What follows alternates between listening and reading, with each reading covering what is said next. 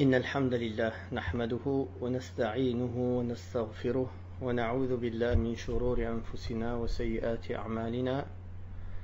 من يهده الله فلا مضل له ومن يضلل فلا هادي له، وأشهد أن لا إله إلا الله وحده لا شريك له، وأشهد أن محمدا عبده ورسوله.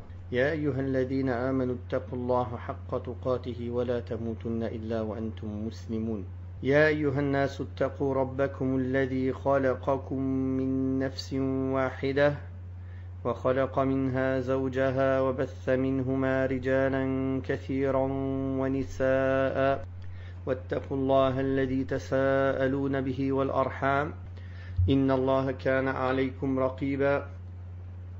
يا أيها الذين آمنوا اتقوا الله وقولوا قولا سديدا يصلح لكم أعمالكم ويغفر لكم ذنوبكم، ومن يطع الله ورسوله فقد فاز فوزا عظيما.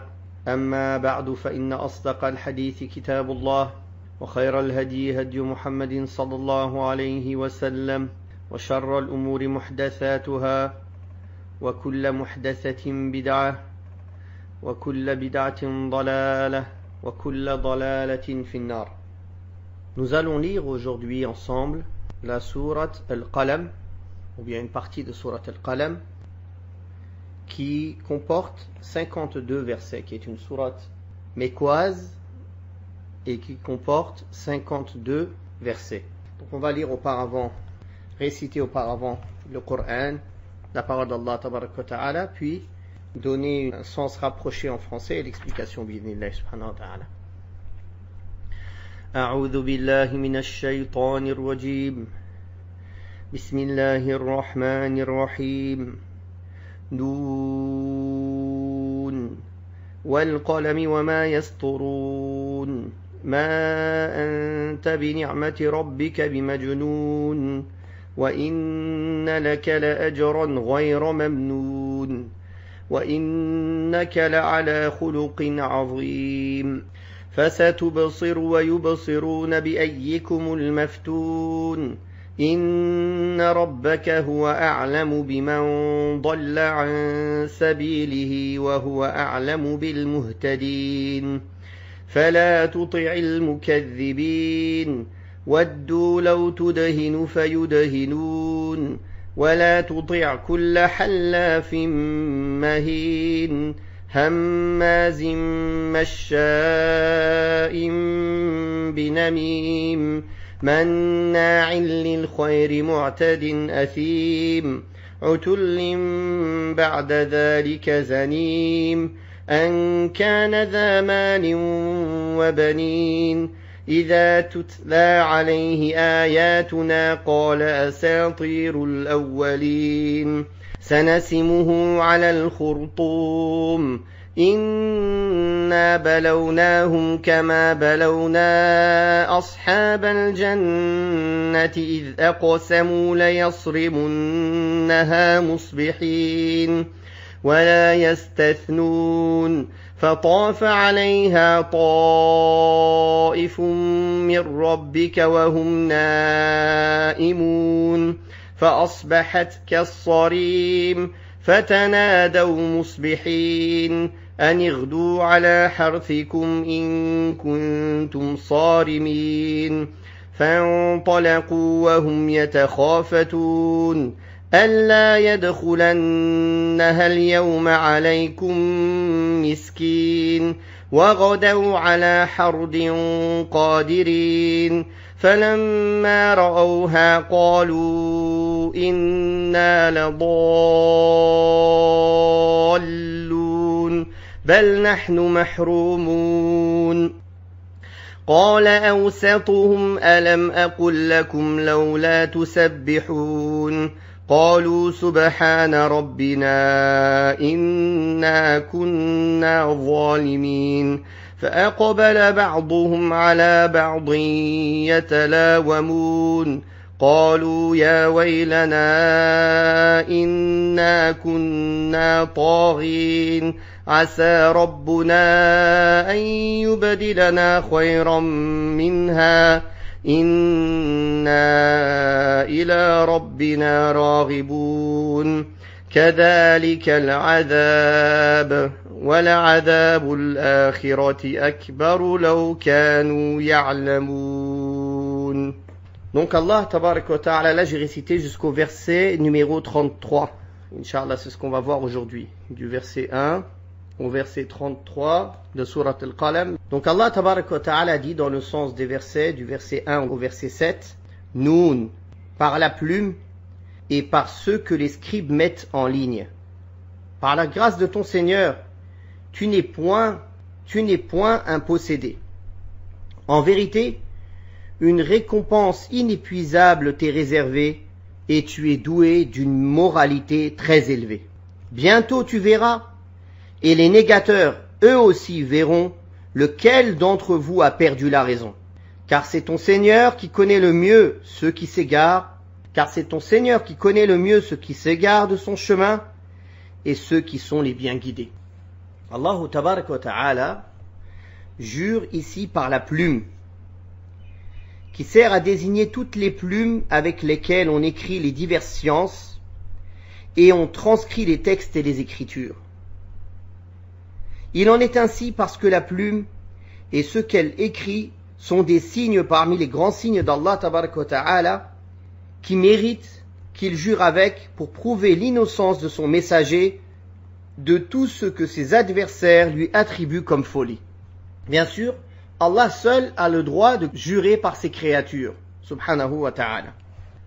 Le messager d'Allah sallallahu alayhi wa sallam est donc exempté de toute folie par la grâce de son Seigneur et par sa bienfaisance à son égard, puisqu'il lui a donné l'intelligence parfaite, la justesse de vue totale et l'opinion décisive. Tels sont les signes du bonheur dans ce bas monde. Ensuite, Allah tabaraka wa ta'ala a mentionné la félicité qui attend dans l'au-delà le messager d'Allah sallallahu alayhi wa sallam en disant: en vérité, une récompense inépuisable t'est réservée, c'est-à-dire une récompense qui ne s'arrête jamais mais qui est continuelle et durable. Ceci en vertu des actes louables du prophète sallallahu alayhi wa sallam, de sa haute moralité et de ses vertus. C'est pour cela qu'Allah tabaraka wa ta'ala a dit: wa innaka la'ala khuluqin 'azim. Et certes, tu es doué d'une haute moralité, c'est-à-dire d'un haut caractère, d'un caractère élevé. Et 'azim, élevé, c'est-à-dire sublime, qui te rend supérieur aux autres êtres humains par les faveurs qu'Allah tabaraka wa ta'ala t'a accordées. Ce caractère et cette moralité élevée du prophète Muhammad sallallahu alayhi wa sallam a été souligné par son épouse Aïcha radiyallahu anha, qui lorsqu'elle fut interrogée au sujet du caractère et de la noblesse du prophète sallallahu alayhi wa sallam et de sa moralité, elle répondit: son caractère s'inspire du Coran. C'est-à-dire qu'il mettait en pratique dans sa moralité et dans son caractère tous les enseignements du Coran. Ce hadith il est rapporté par l'imam Muslim. Dans ce même ordre d'idées, Allah tabaraka wa ta'ala a dit dans plusieurs autres versets où il loue le prophète sallallahu alayhi wa sallam en disant: Khudil afwa wa'mur bil urfi wa'arid 'anil jahilin. Sois conciliant, ordonne le bien et écarte-toi des ignorants. Aussi Allah tabaraka wa ta'ala a dit: Fabima rahmatin min Allahi linta lahum. C'est par un effet de la grâce d'Allah que tu es doux et conciliant envers eux. Allah tabaraka wa ta'ala a dit: Laqad ja'akum rasulun min anfusikum azizun alayhi ma anittum harisun alaykum bil mu'minina ra'ufur rahim. Un prophète issu de vous-même est venu vers vous. Il compatit à ce que vous endurez et il est plein de sollicitude pour vous, car il est toute bonté et toute compassion pour les croyants. Il en est ainsi pour beaucoup d'autres versets qui décrivent le messager d'Allah sallallahu alayhi wa sallam avec les plus belles et les plus sublimes vertus morales. Le prophète Muhammad sallallahu alayhi wa sallam, le messager d'Allah, était très conciliant et très indulgent avec les gens, modeste Il répondait aux invitations de tous ceux qui l'invitaient. Il réglait les problèmes et les litiges des gens. Il réconfortait les cœurs de ceux qui étaient dans la détresse et ne les renvoyait jamais sans avoir réglé leurs affaires.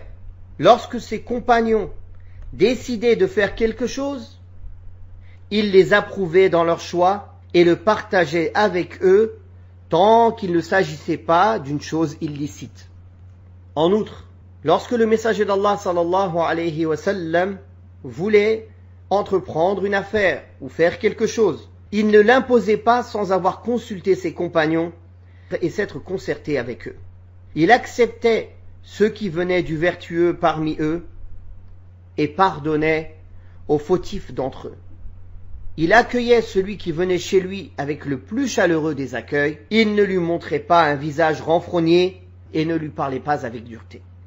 Et il ne lui reprochait pas des écarts de langage et ne le blâmait pas pour un comportement rude de sa part. Bien au contraire, il se montrait bienveillant avec lui et patient à l'extrême. Aussi, dans la mesure où Allah tabaraka wa ta'ala l'a élevé au plus haut degré de la morale à tout point de vue, et dans la mesure où ses ennemis voulaient lui attribuer la folie et la démence, il a dit subhanahu wa ta'ala dans le sens « Bientôt tu verras, et les négateurs, eux aussi verront lequel d'entre vous a perdu la raison. » Or, il est confirmé que le prophète sallallahu alayhi wa sallam est le plus guidé des hommes, et le plus parfait des hommes, et celui qui est le plus guidé pour lui-même et pour les autres, alors que ses ennemis sont les plus égarés des gens et les plus mauvais d'entre eux, que ce sont eux qui ont égaré les serviteurs d'Allah et les ont détournés de sa voie. Au demeurant, la connaissance d'Allah suffit pour distinguer qui est guidé et qui ne l'est pas, car c'est lui qui juge subhanahu wa ta'ala et c'est lui qui rétribue. C'est pour ça qu'Allah tabaraka wa ta'ala a dit dans le sens du verset, du 7e verset, c'est ton Seigneur qui connaît le mieux ceux qui s'égarent de son chemin et ceux qui sont les bien guidés. Il y a là une mise en garde aux égarés, une promesse aux bien guidés et une manifestation de la sagesse d'Allah tabaraka wa ta'ala qui guide ceux qui sont dignes d'être guidés en dehors des autres. Puis Allah ta'ala dit dans le sens de sa parole entre le verset 8 et 16, n'obéis donc pas aux négateurs, fala tuti'il mukaththibin, qui aimeraient bien que tu sois accommodant avec eux afin qu'ils le soient avec toi, et n'obéis à aucun jureur méprisable, calomniateur, médisant, hostile à tout acte charitable, agressif, scélérat, perfide et de lignée douteuse de surcroît, qui se sentant pourvu de richesses et d'enfants, s'écrie quand il entend réciter nos versets, ce ne sont là que des fables remontant aux anciens. À celui-là, nous ferons porter un jour sur le museau la marque de l'avilissement. Allah Ta'ala dit à son prophète sallallahu alayhi wa sallam, n'obéis donc point aux négateurs, aux mécréants, qui t'ont traité de menteur, qui ont démenti ton message et qui se sont opposés à la vérité. Car ces gens-là ne sont pas dignes d'être obéis, ne se conformant qu'à leur propre passion et ne désirant que le mensonge. Celui qui leur obéit se fera du tort à lui-même, car c'est là le sort de quiconque obéit aux négateurs. Certes, il s'agit là d'un contexte particulier, à savoir que les polythéistes demandaient au prophète sallallahu alayhi wa sallam de ne plus insulter et dénigrer leur divinité qu'ils adoraient en dehors d'Allah, et de ne plus dénigrer leurs croyances, afin que eux soient accommodants avec le prophète sallallahu alayhi wa sallam. Donc ils lui demandaient à lui d'être accommodant, pour qu'eux à leur tour soient accommodants. Subhanallah, tel est le lot de tous les négateurs et les mécréants, qui demandent de ne pas démentir leur fausse divinité, de ne pas dire qu'on ne croit pas, qu'on mécroit au tarout, qu'on rejette les fausses croyances. Alors ils demandent qu'on soit accommodant, qu'on adore leur divinité avec eux, comme ça ils adoreront eux aussi Allah avec nous, c'est-à-dire un mélange entre le shirk et le tawhid, un mélange entre le vrai et le faux. C'est pour cela qu'il a dit, qui aimerait bien, c'est-à-dire les polythéistes, que tu sois accommodant avec eux, c'est-à-dire que tu sois d'accord avec eux sur certaines de leurs croyances, soit par les paroles, soit par les actes, soit en minimum en t'abstenant de dire ce qu'il faut dire afin qu'ils soient avec toi. Au minimum, si tu ne pratiques pas avec eux, au moins tu ne critiques pas, tu ne dénigres pas leurs fausses croyances.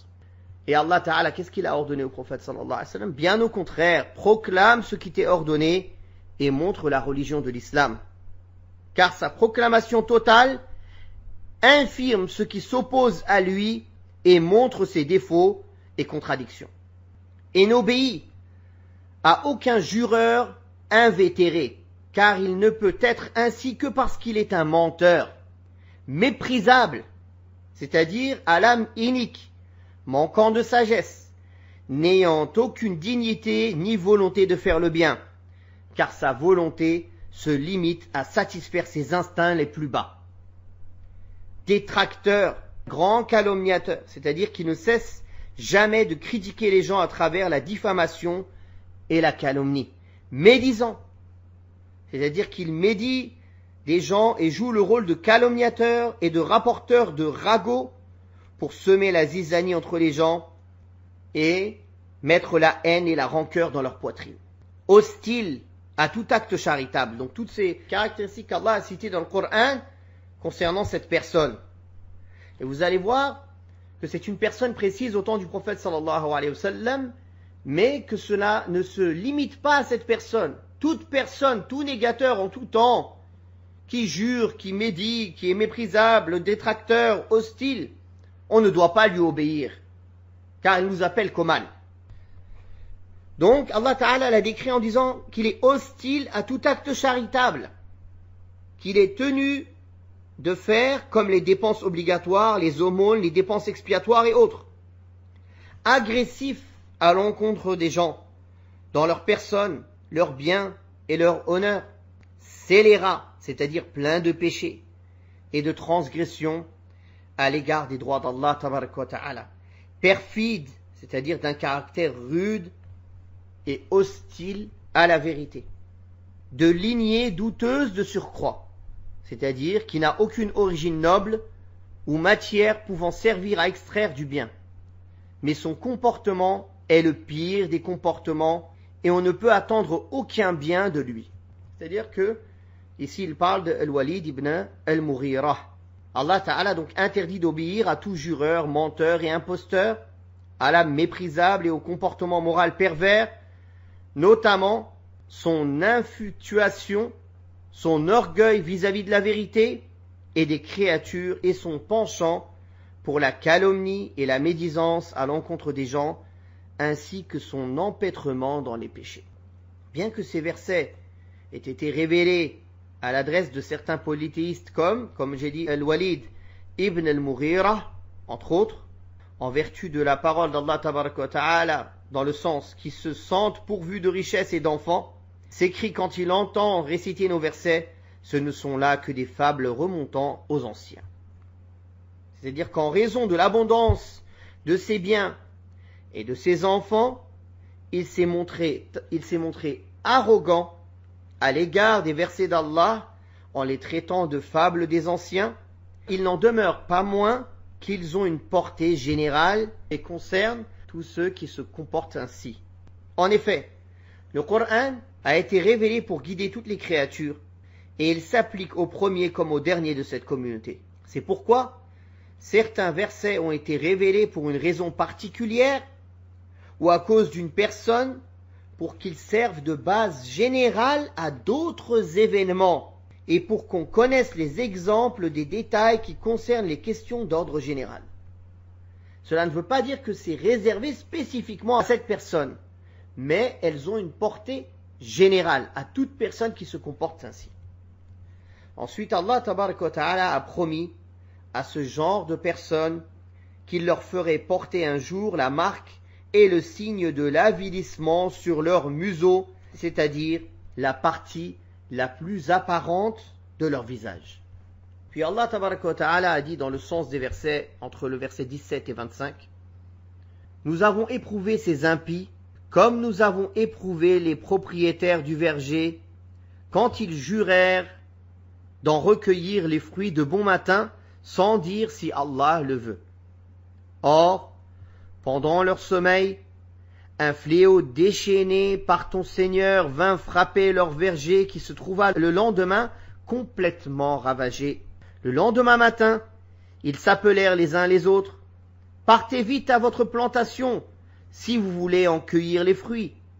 Et ils se mirent en route en se disant à voix basse, ne laissez aucun pauvre y entrer aujourd'hui. Ils partirent de bonne heure, décidés à ne rien donner aux pauvres, convaincus que cela était en leur pouvoir. Allah tabaraka wa ta'ala dit ici qu'il a éprouvé les négateurs, les Quraysh et tous les négateurs, par le bien qu'il leur a accordé, par le fait qu'il leur a accordé aussi un délai, et leur a donné ce qu'il a voulu comme bien, enfants, longue vie, ce qui répondait à leurs aspirations. Non pas parce qu'Allah les aime, et non pas à cause de leur noblesse vis-à-vis de lui, mais afin qu'ils subissent le châtiment de là où ils ne s'attendaient pas. Leur fourvoiement en cela ressemble à celui des propriétaires associés dans un verger, qu'Allah raconte ici dans cette sourate. Lorsqu'ils virent leurs arbres pleins de fruits mûrs et qu'ils crurent avoir déjà obtenu ce qu'ils désiraient avant de l'avoir cueilli, sans que personne ne soit en mesure de les en empêcher. C'est pour cela qu'ils jurèrent d'aller le lendemain même cueillir la récolte de fruits, sans se douter qu'Allah soit à l'affût de leurs faits et gestes, et qu'il soit en mesure d'envoyer un fléau contre leur récolte pour la détruire. Allah Ta'ala dit dans le sens, « Or, pendant leur sommeil, un fléau déchaîné par ton Seigneur vint frapper leur verger, c'est-à-dire un châtiment qui tomba sur lui de nuit, qui se trouva le lendemain complètement ravagé, c'est-à-dire détruit. Les arbres et les fruits arrachés, alors qu'ils ne se rendaient pas compte de ce qui leur arrivait. C'est pour cela qu'ils s'interpellent le lendemain les uns les autres. Partez vite à votre plantation si vous voulez en cueillir les fruits. C'est-à-dire, ils ne savaient pas que leur récolte a été ravagée. Et ils se mirent en route vers leur verger, en se disant à voix basse, en se chuchotant avec l'intention de ne pas s'acquitter du droit d'Allah, décidés à ne rien donner aux pauvres, convaincus que cela était en leur pouvoir, c'est-à-dire qu'ils s'entendirent pour ne rien donner aux pauvres et aux nécessiteux, et pour les priver du droit d'Allah, croyant que cela relevait de leur pouvoir. Ils parlaient à voix basse pour ne pas être entendus des pauvres et des nécessiteux. Et Allah Ta'ala dit dans le sens des versets, au verset 26, « Mais arrivés au verger, ils s'écrièrent après l'avoir vu dans l'état où ils se trouvaient, « Nous nous sommes sûrement trompés de lieu. » C'est-à-dire qu'ils ont cru qu'ils étaient en pleine confusion, qu'il s'agissait d'un autre lieu, d'un autre verger que le leur. Mais une fois qu'ils s'assurèrent que c'était bien leur verger, et après avoir repris leurs esprits, ils dirent, ou plutôt, nous sommes complètement ruinés. Ils surent alors qu'il s'agissait d'un châtiment. Le plus modéré d'entre eux, c'est-à-dire le plus équitable d'entre eux, et le plus excellent dans sa conduite, dit alors, ne vous avais-je pas conseillé de glorifier votre Seigneur, c'est-à-dire d'exempter Allah de tous ceux qui ne lui sied pas, entre autres, votre prétention que votre pouvoir est indépendant de sa volonté, car vous auriez dû dire « Inch'Allah » si Allah le veut, en faisant de votre volonté une conséquence de la volonté d'Allah dans ce qui vous est arrivé. Puis dans le verset 29, Allah Ta'ala dit dans le sens, ils dirent que notre Seigneur soit exalté. En vérité, nous étions injustes. C'est-à-dire qu'ils se rendirent compte, en fin de compte, qu'ils étaient dans l'erreur et dans l'égarement. Mais une fois que le châtiment est tombé sur leur verger. Cependant, il est possible que leur glorification d'Allah et leur reconnaissance de leur injustice leur seront utiles pour alléger leurs péchés et leur serviront de repentir. C'est pour cela qu'ils ont regretté leurs actes. Et ils ont dit dans le sens, puis se tournant les uns vers les autres, ils se mirent à se faire des reproches pour ceux qu'ils avaient faits et commis.